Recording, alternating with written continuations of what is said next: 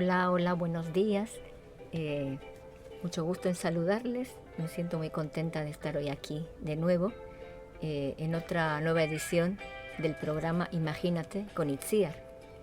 Hoy vamos a tener a un grande de la literatura latinoamericana que ya habíamos leído anteriormente en otro programa, y se trata de Julio Cortázar. Y hoy voy a leer uno de mis cuentos favoritos de él. Realmente había estado esperando el día de hoy, pero llegó. Y bueno, la edición que yo tengo de este cuento de Julio Cortázar está en un libro que fue publicado, bueno, la edición, ¿verdad?, de este libro fue publicada en 1985, pero el cuento en sí fue publicado en 1951 y se trata del cuento Casa Tomada. Como les digo, este libro que tengo yo, esta edición, forma parte de una colección de cuentos que se llama la Biblioteca Personal de Jorge Luis Borges. Entonces el prólogo que trae pues es de este autor, de Jorge Luis Borges. Voy a leer pues antes que nada el prólogo que escribió Borges. Hacia 1940 y tantos, yo era secretario de redacción de una revista literaria, más o menos secreta. Una tarde como las otras, un muchacho muy alto, cuyos rasgos no puedo recobrar, me trajo un cuento manuscrito. Le dije que volviera a los 10 días y que le daría mi parecer. Volvió a la semana. Le dije que su cuento me gustaba y que ya había sido entregado a la imprenta. Poco después, Julio Cortázar leyó en letras de molde Casa Tomada, con 2 ilustraciones a lápiz de Nora Borges. Pasaron los años y me confió una noche en París que esa había sido su primera publicación. Me honra haber sido su instrumento. El tema de aquel cuento es la ocupación gradual de una casa por una invisible presencia. En ulteriores piezas, Julio Cortázar lo retomaría de un modo muy indirecto y por ende muy eficaz. Cuando Dante Gabriel Rossetti leyó la novela Cumbres Borrascosas, le escribió a un amigo: la acción transcurre en el infierno, pero los lugares, no sé por qué, tienen nombres ingleses. Algo análogo pasa con la obra de Cortázar. Los personajes de la fábula son deliberadamente triviales. Lo rige una rutina de casuales amores y de casuales discordias. Se mueven entre cosas triviales: marcas de cigarrillo, vidrieras, mostradores, whisky, farmacias, aeropuertos y andenes. Se resignan a los periódicos y a la radio. La topografía corresponde a Buenos Aires o a París, y podemos creer al principio que se trata de meras crónicas. Poco a poco sentimos que no es así. Muy sutilmente, el narrador nos ha atraído a su terrible mundo, en que la dicha es imposible. En un mundo poroso, en el que se entretejen los seres, la conciencia de un hombre puede entrar en la de un animal, y la de un animal en un hombre. También se juega con la materia de la que estamos hechos, el tiempo. En algunos relatos fluyen y se confunden 2 series temporales. El estilo no parece cuidado, pero cada palabra ha sido elegida. Nadie puede contar el argumento de un texto de Cortázar, pues cada texto consta de determinadas palabras en un determinado orden. Si tratamos de resumirlo, verificamos que algo precioso se ha perdido.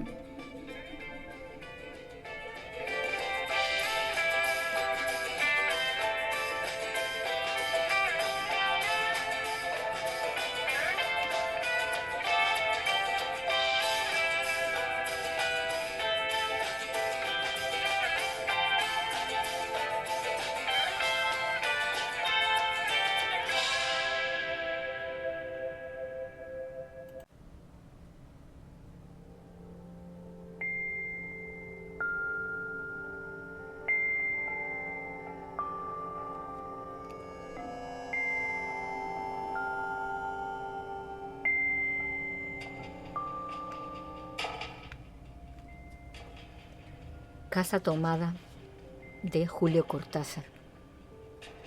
Nos gustaba la casa porque, aparte de espaciosa y antigua, hoy que las casas antiguas sucumben a la más ventajosa liquidación de sus materiales, guardaba los recuerdos de nuestros bisabuelos, el abuelo paterno, nuestros padres y toda la infancia.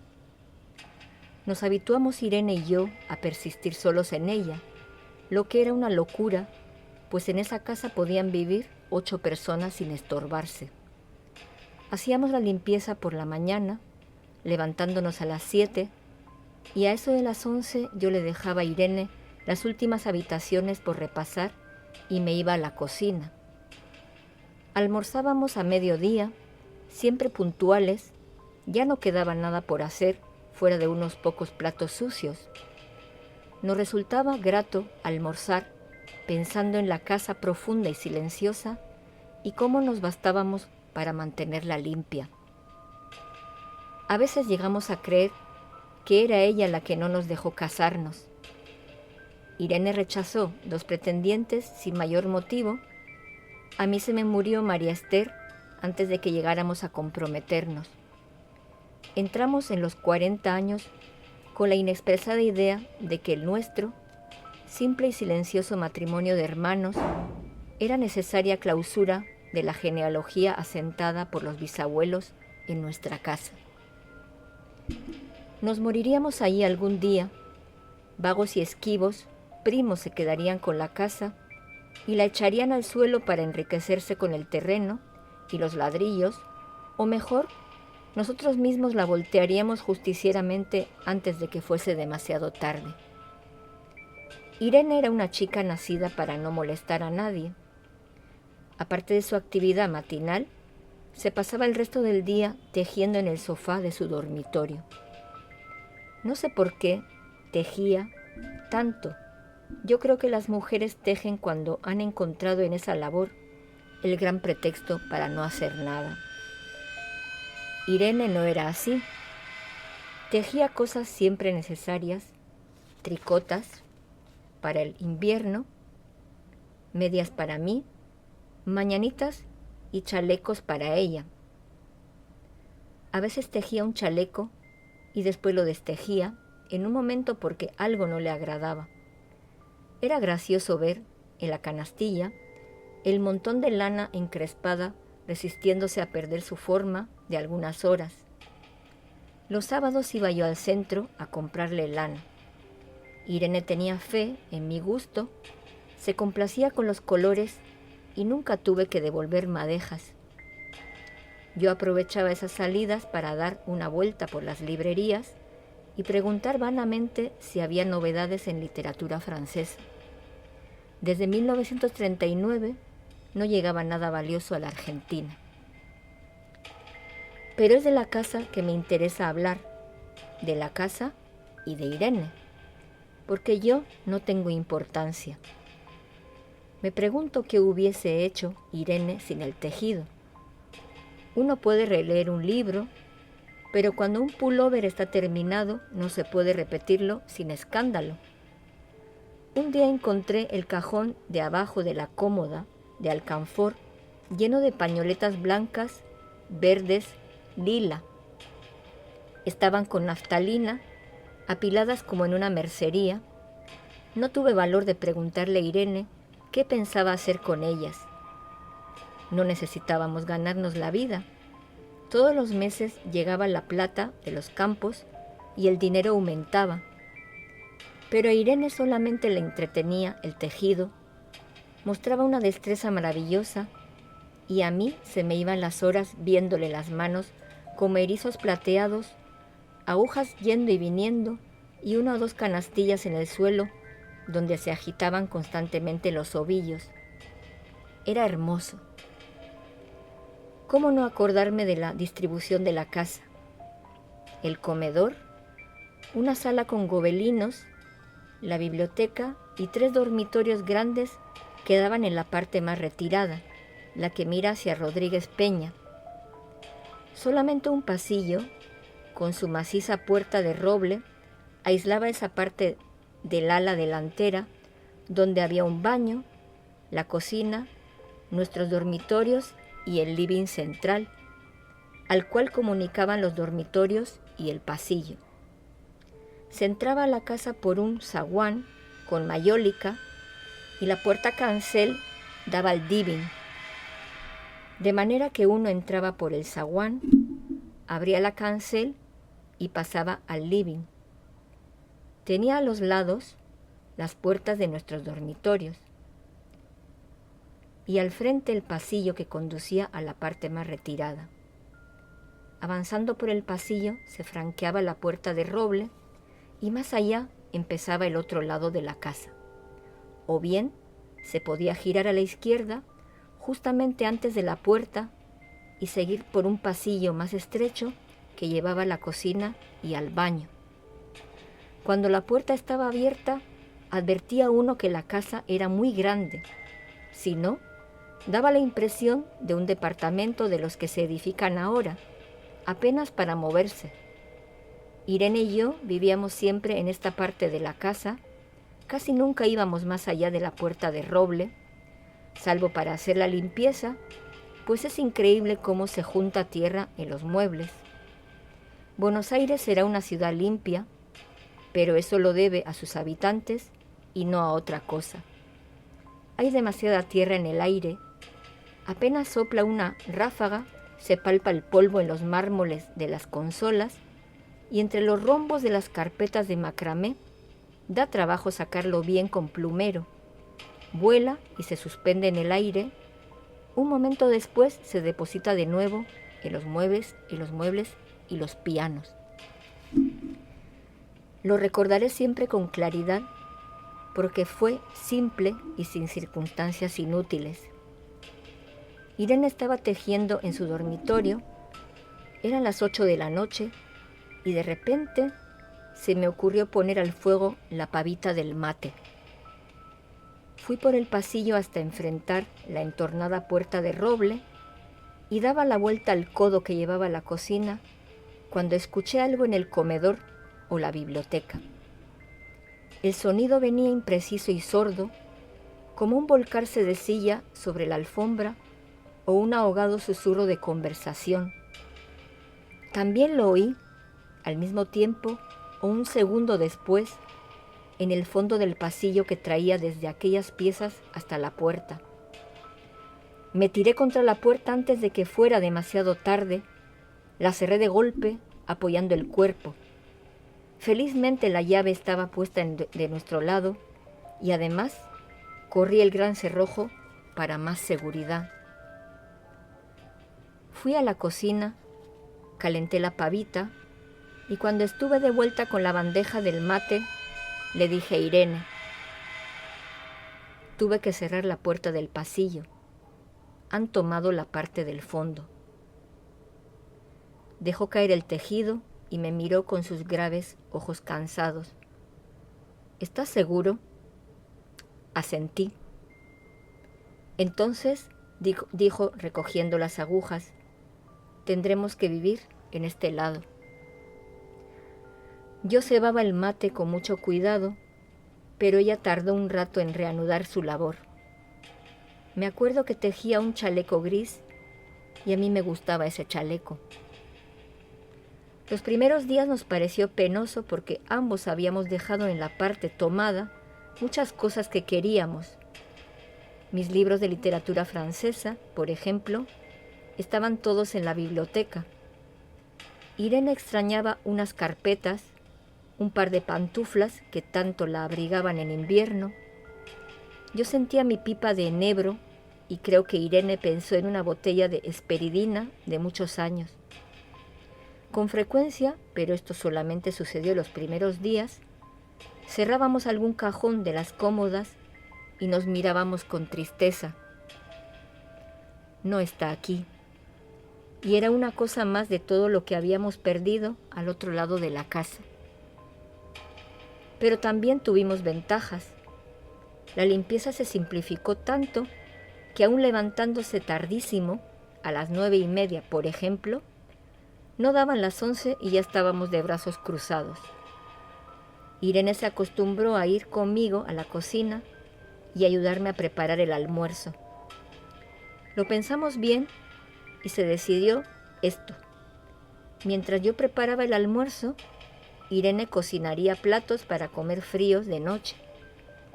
Nos alegramos porque siempre resulta molesto tener que abandonar los dormitorios al atardecer o ponerse a cocinar.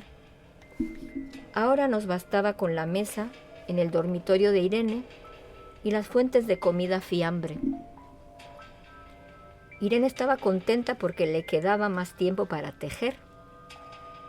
Yo andaba un poco perdido a causa de los libros, pero por no afligir a mi hermana, me puse a revisar la colección de estampillas de papá, y eso me sirvió para matar el tiempo.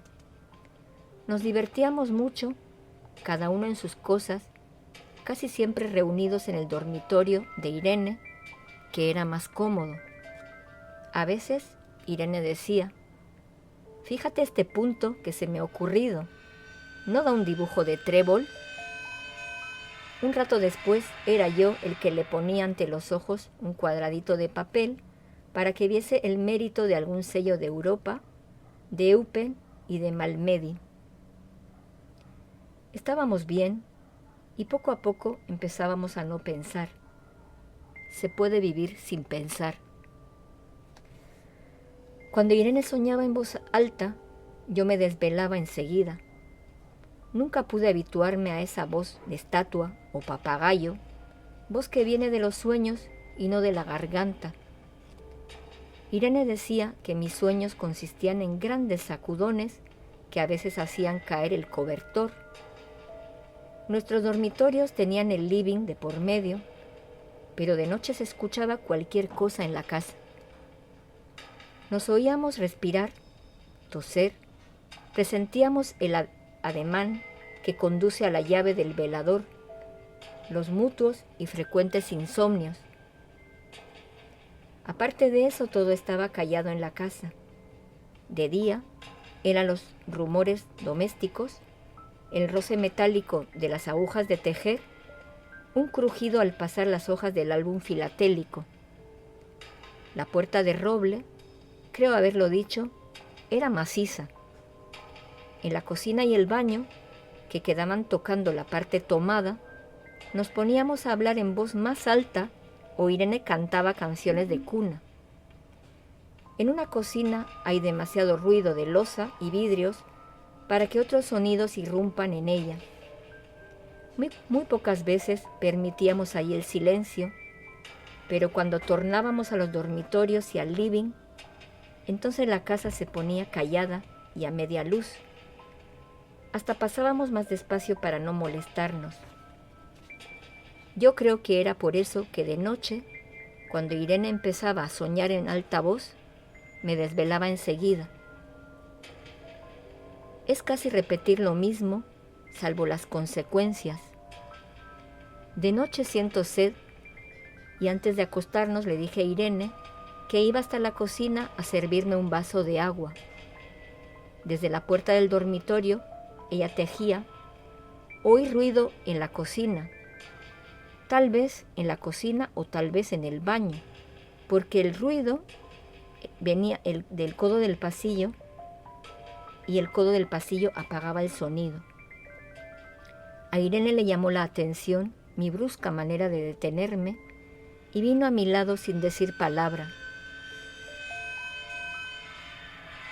Nos quedamos escuchando los ruidos, notando claramente que eran de este lado de la puerta de roble. En la cocina y el baño, o en el pasillo mismo, donde empezaba el codo, casi al lado nuestro.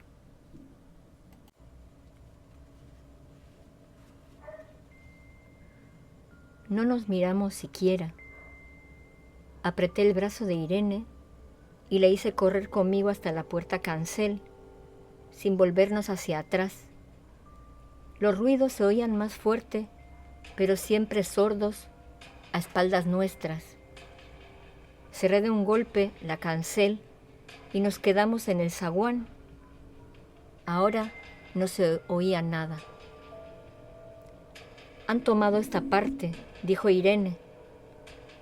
El tejido le colgaba de las manos y las cebras iban hasta la cancel y se perdían debajo.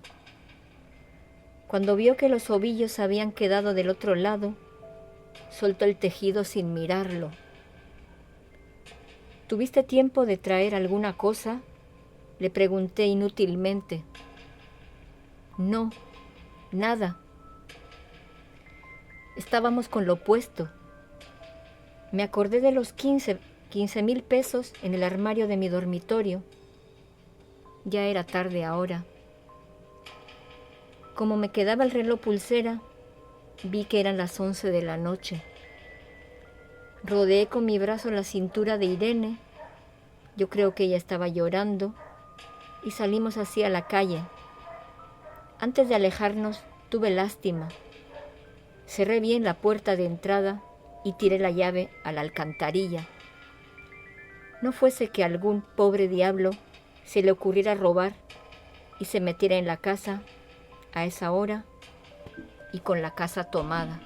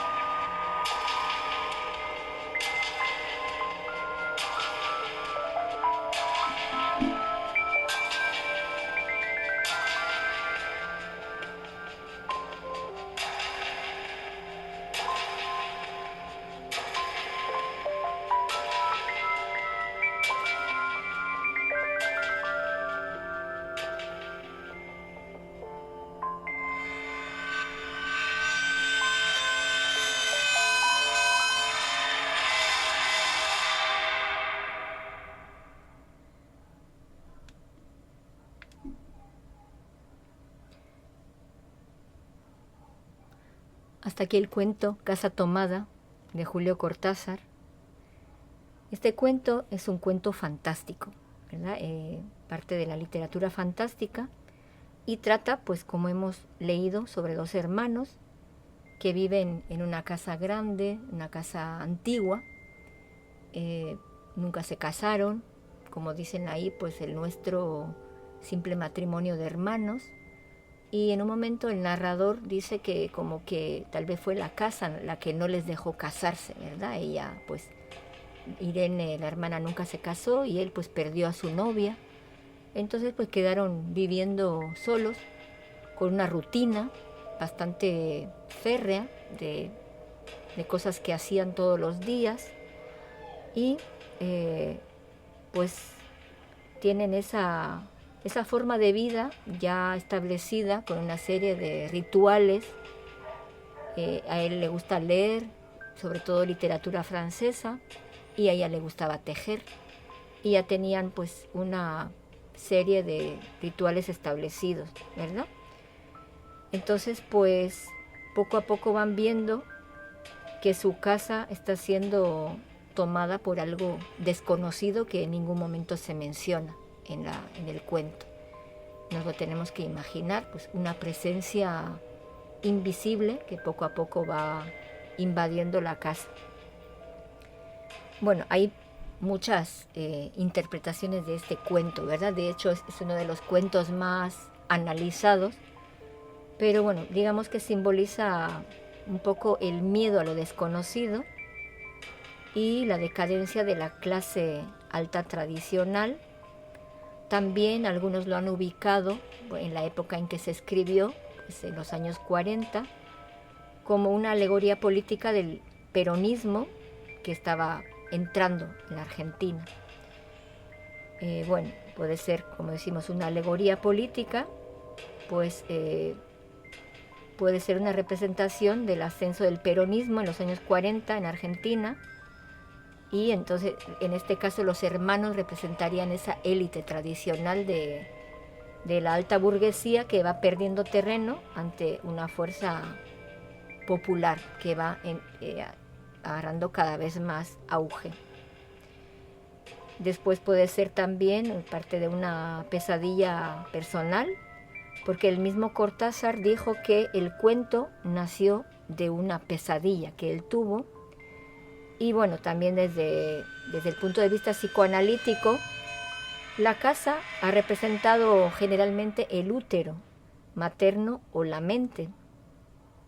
Y la invasión es el miedo a salir de la zona de confort o la irrupción en la locura.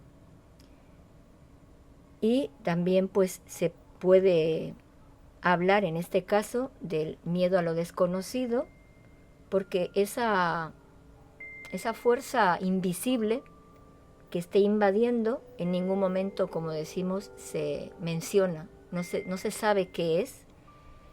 Entonces esto convierte el relato en un ejercicio de suspense sobre cómo el miedo pues los paraliza, porque si nos damos cuenta ellos solamente mencionan que tomaron la casa en tal parte, pues en el otro lado, y ellos solamente lo asumen y se van, pero no hablan de, o sea, hay mucho silencio, hay muchas cosas que no se dicen en este cuento y no se resisten, o sea, aceptan la pérdida de la casa pues prácticamente sin decir nada. Y bueno, pues también se ha llegado a interpretar como una representación de la pérdida del paraíso, donde, pues simbolizando un poco a Adán y Eva que fueron expulsados del paraíso. En este caso, pues estos hermanos son expulsados del lugar que ocupan para ellos, la casa donde nacieron, la casa donde han vivido toda la vida y donde se sienten tan confortables, ¿verdad? O es su zona segura y es la pérdida de su paraíso particular.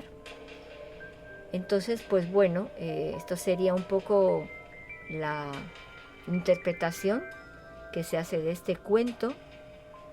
Ya les digo, yo lo leí hace muchísimos años, tengo la edición, de hecho pues que la compré en 1985, y como yo les comenté también que hubo una época en que tenía la costumbre de copiar los cuentos que leía, y este cuento lo tengo copiado también, tal vez otro día les enseño algunas fotos, pero sí, lo copié de mi puño y letra, así como hacía con otros cuentos que me gustaban. O sea, eso era como ya para mí, cuando yo copiaba un cuento era porque me había gustado demasiado. Entonces lo dejamos por hoy hasta aquí y espero que también haya sido de su agrado. Tal vez me cuentan en los comentarios si ya conocían el cuento o es la primera vez que lo están escuchando. Para mí será un gusto leerles. Entonces me despido por hoy. Hasta otro programa de Imagínate con Itziar.